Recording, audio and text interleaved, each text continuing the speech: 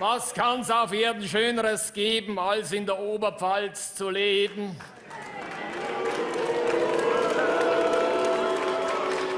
Sich weit ab von fränkischen Gestalten im besseren Bayern aufzuhalten.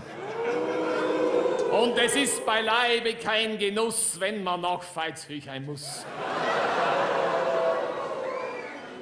Die Kapelle zog gleich rückwärts ein, um hernach schneller wieder weg zu sein. Veitshöchheim liegt auf fränkischem Gebiet, wohin es den Oberpfälzer überhaupt nicht zieht, weil hier vorwiegend Franken leben, die viel Gesülze von sich geben, sich selber in den Himmel preisen und mäßigen Verstand aufweisen. Jaulen statt zu applaudieren und geistig nicht so zügig reagieren wie die Oberpfälzer, die ja schnell kapieren, weil sie im Denken sehr geschwind und genetisch schneller sind.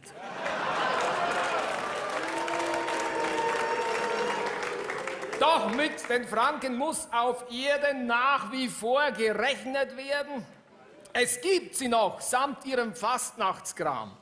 Franken gehört zu Deutschland, wie der Islam.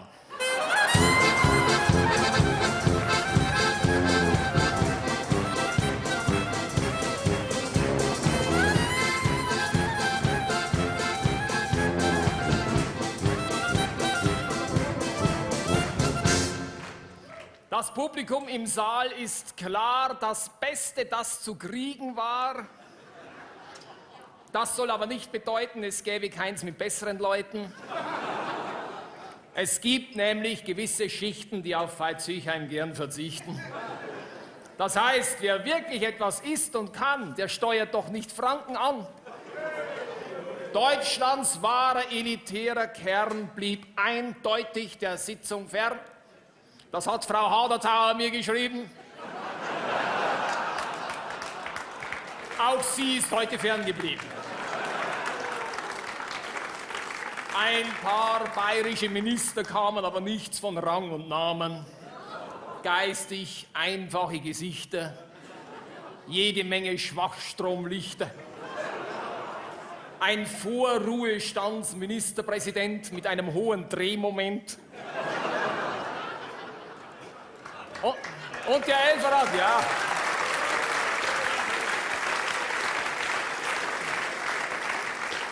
Und der Elferrat strahlt eine Aura aus, wie im Tiergarten das Nilpferdhaus.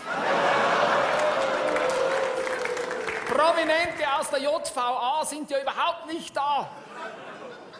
Höchstens in der Saalkapelle ein paar kleine Kriminelle. De facto kein richtig Bekannter. Da ist's im Knast noch interessanter.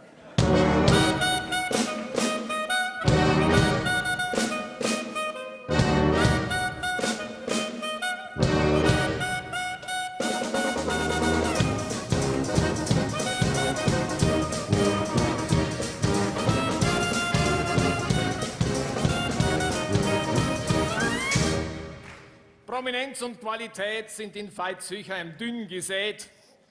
Vor allem Leute, die dank ihrer Gaben Frau Merkels Anerkennung haben. So kam aus der von Merkel favorisierten Schicht trotz Freigang Uli Hoeneß nicht.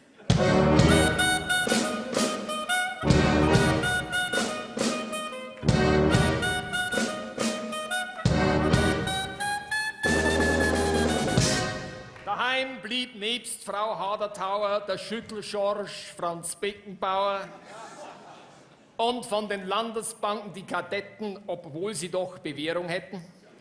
Es fehlt der Boris Becker und noch doofer Ernst August Pinkel von Hannover. Der Hippodrom Sepp Krätz samt seinem Rest Prosecco-Trachtler vom Oktoberfest. T-Barts van Elst ist auch nicht hier.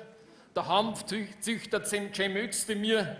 Sepp Blatter, Maschmeyer und all die Knaben, kurz alle, die was auf dem Kasten haben, beschlossen, die Veranstaltung zu meiden, worum wir sie beneiden. Keiner da,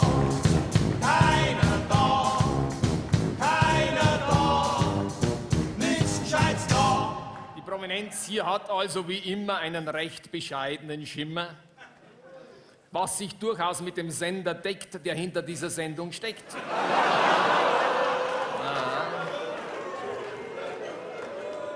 Obwohl das bayerische Fernsehen glaubt, es sei das Beste überhaupt, erreicht der Intendant samt Angestellten die Leistungsgrenze eher selten. Und den Münchner Festzelthorizont ist man in Bayern ja gewohnt, womit wir wieder in den Sphären des bayerischen Landtags wären. Es fehlt vor allem am IQ. Kein Wunder, alles CSU.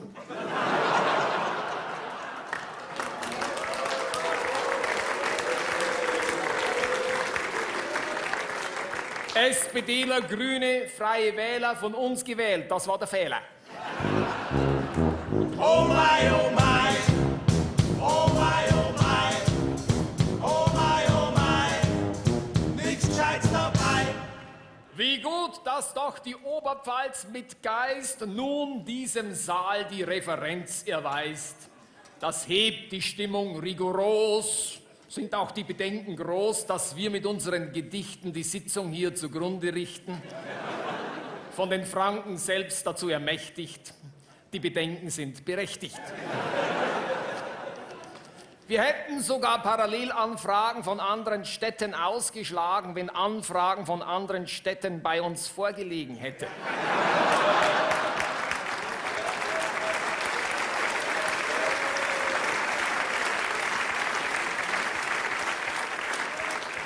Sodass wir uns hierher begaben, weil wir heute A. nichts Besseres haben und B. um Sie am Bildschirm zu beglücken und Grüße in die Welt zu schicken. Liebe Fans, ob klein, ob groß, ob Heimat oder obdachlos, mit festem Wohnsitz oder Asylanten, Anstands- und Pegida-Demonstranten, Mitläufer und Bordsteinschleicher, Landstreicher und Österreicher, Südtiroler, Schlesier, Vertriebene, Sudetendeutsche, Hinterbliebene, verehrte Zuschauer in Wurz, Erbendorf, Berlin, Aachen, Fehmarn, Zirndorf, Wien, Salzburg, Borkum, Köln, MacPom, liebe Randpolen auf Usedom, Schwarzgold, Schweizer, Liechtensteiner, liebe Republik, Anrainer und Bewohner sämtlicher Kanten. Auch wir sind heute in Franken Asylanten und die Franken sind darauf angewiesen, dass wir Oberpfälzer hier Asyl genießen. Sprich, wenn die Franken keine Asylanten hätten, wäre die Kultur hier nicht zu retten.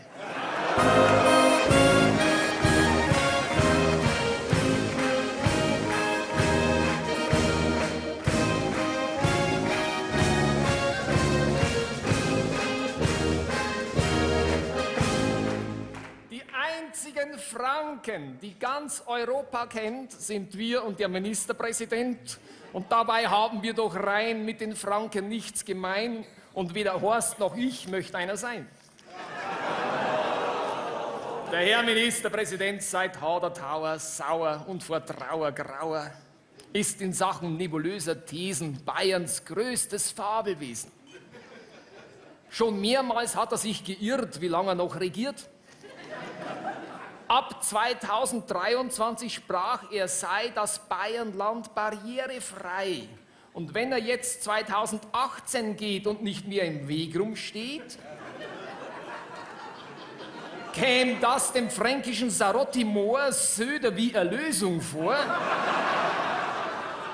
und wäre für ihn ein klares Zeichen, dass die Barrieren früher weichen, sprich die Barrierefreiheit ist erreicht, wenn der Seehofer sich schleicht.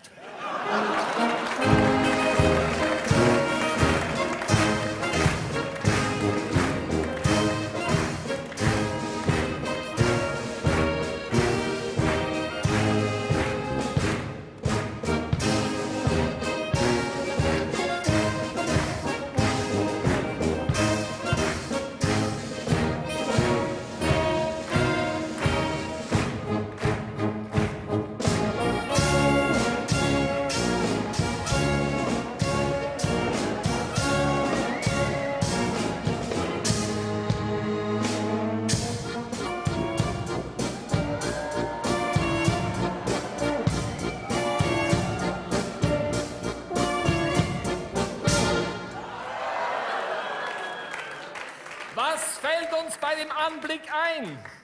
Das kann doch bloß der Heino sein.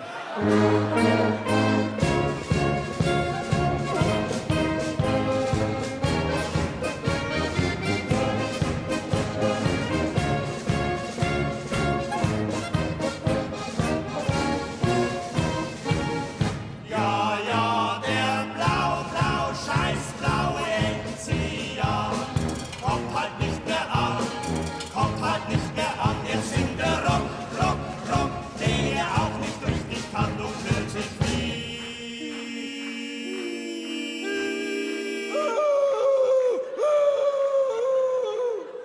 ein Walross an.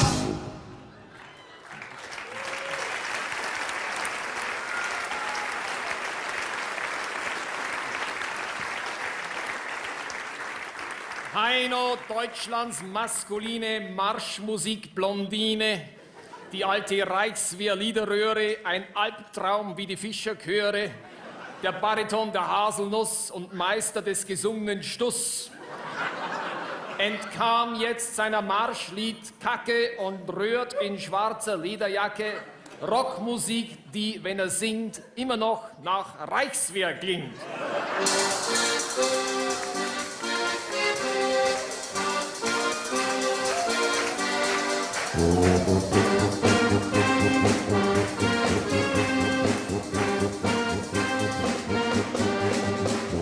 Schwarzbraun ist die Haselnuss, schwarzbraun bin auch ich. Schwarzbraun muss mein Mädel sein, gerade so wie ich. Die Ärzte Rammstein, Westernhagen würgt sich Heino aus dem Kragen.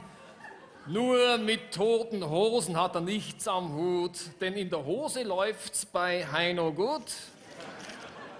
Trägt er den Tod auch auf dem Hemd, die tote Hose ist ihm fremd.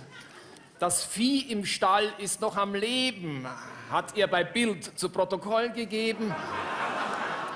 Und dass er kein Viagra nimmt, wobei das ganz bestimmt nicht stimmt, denn Viagra führt zu blondem Haar, zu Hohlraum, wo das Hirn mal war, und zu Deutschland sucht den Superstar.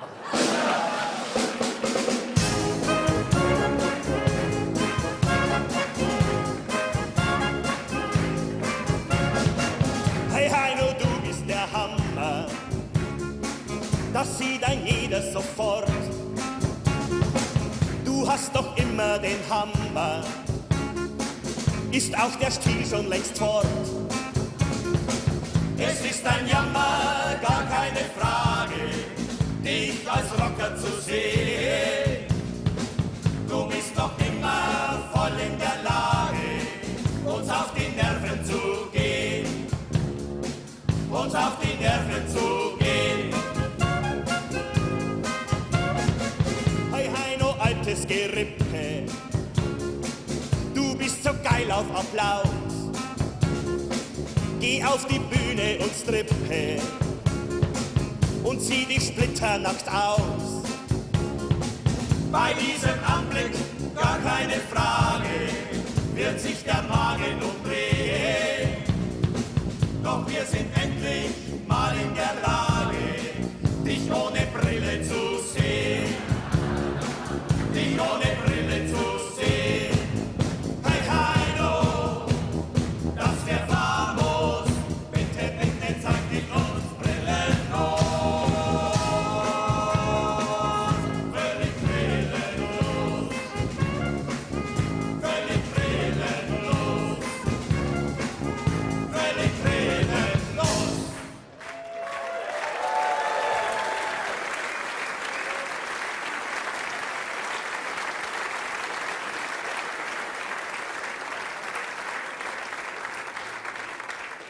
Barbara Stamm winkt mir soeben, sie doch auch hervorzuheben.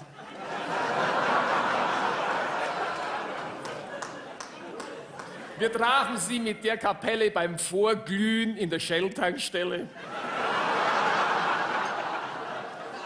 Und als wir draußen waren beim Rauchen, begann sie mir ins Ohr zu hauchen und sagte mir aus nächster Nähe, dass sie mich sehr gerne sähe. Und ob ich etwas Bargeld nähme, damit auch sie im Text vorkäme.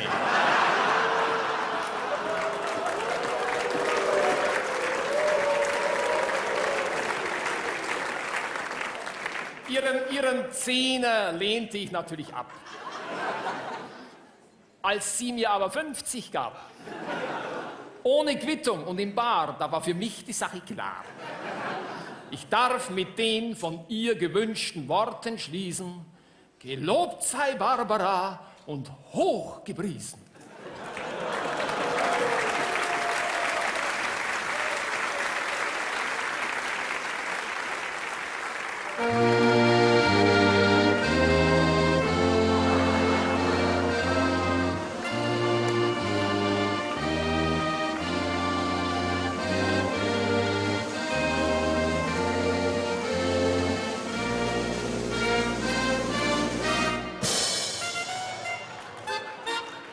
Mehr ist für 50 nicht drin.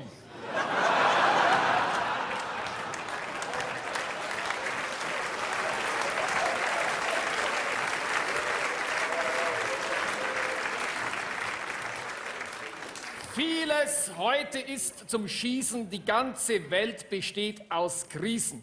Verrückte ballern um die Wette, Plastik in der Nahrungskette. Der Heizölpreis brach völlig ein, billiger als Frankenwein. Was den ganzen Erdball schreckt, wo doch das Heizöl besser schmeckt.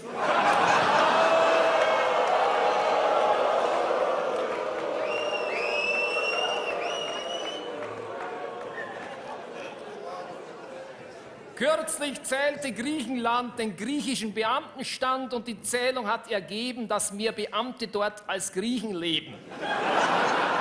Fukushima, verstrahlte Japaner, Freibeuterabkommen mit den Amerikanern, TTIP, CETA, streng geheim, das große Geld zieht seinen Schleim, Chlorhuhn aus den USA, Tiroler Speck aus Florida, Bordeaux aus Alabama, Schäuferle aus Fleisch vom Lama, Frankenwein aus Idaho, Zeugelbier von irgendwo, Nürnberger Bratwurst aus Kojoten. Die Europäer sind Idioten.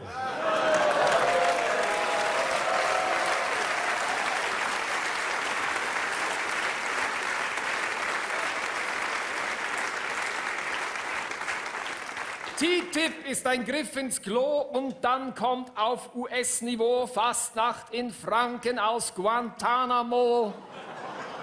Und der Elferrat schaut jetzt schon so. Ist auch die Verzweiflung groß, der Euro kam vom Franken los. Der Euro hat sich über Nacht vom Schweizer Franken losgemacht. Grund genug, dass wir es wagen, uns nun von Franken loszusagen. Und der Abschied fällt uns wirklich leicht. Auf Wiedersehen, es reicht.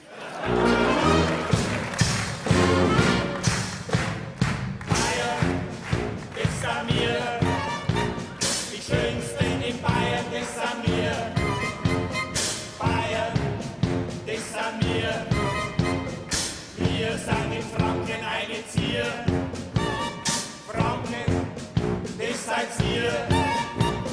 Franken seid's und da geht's nichts dafür. Franken, die halt's nicht lang aus.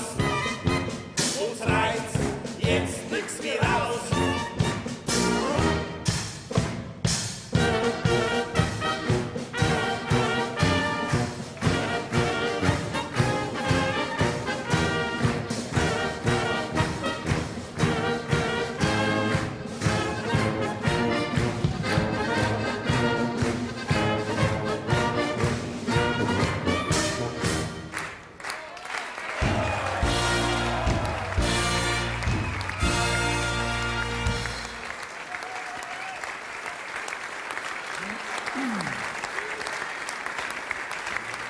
Meine Damen und Herren, hier stehen sie vor Ihnen, die Separatisten Bayerns. Wegen solcher Klänge hat sich damals der Vinzenz van Gogh ein Ohr abgesemmelt. Ich muss es jedes Jahr machen, ich mache es wieder, ich darf es Ihnen vorstellen, die Alt-Neihauser Feuerwehrkapellen mit ihren Kommandanten Norbert Neugierig aus Windisch-Eschenbach im Oberpfälzer Wald.